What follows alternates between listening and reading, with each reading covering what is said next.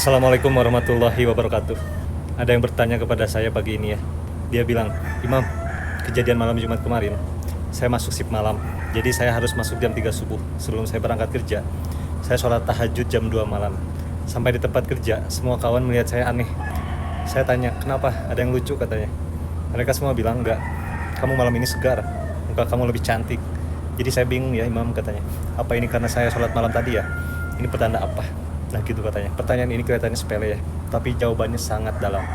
Mari kita renungkan, bayangkan ya malam Jumat dalam keadaan capek, ngantuk, harusnya tidur.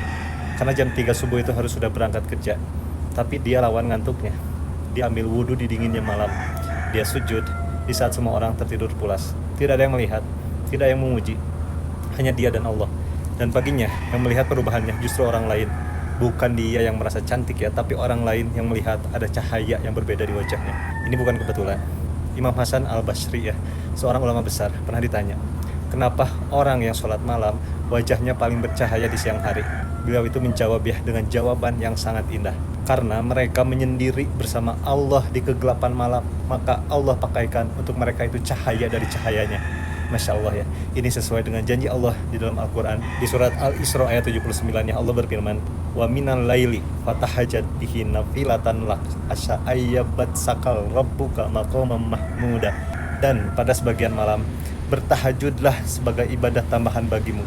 Mudah-mudahan Tuhanmu mengangkatmu ke tempat yang terpuji. Tempat terpuji itu tidak hanya di akhirat, di dunia pun Allah angkat, Allah buat wajahmu itu bercahaya, Allah buat orang lain senang memandangmu. Kenapa? Karena orang yang tahajud itu hatinya tenang. Dan kalau hati sudah tenang, wajah akan otomatis ikut tenang. Cahayanya keluar dari dalam, bukan dari skincare, tapi dari sujud. Tapi disinilah banyak orang yang salah paham ya. Ini bagian pentingnya. Banyak orang hari ini tahajud supaya cantik, tahajud supaya rezeki lancar, tahajud supaya dagangannya itu laris, tahajud juga supaya dihormati orang.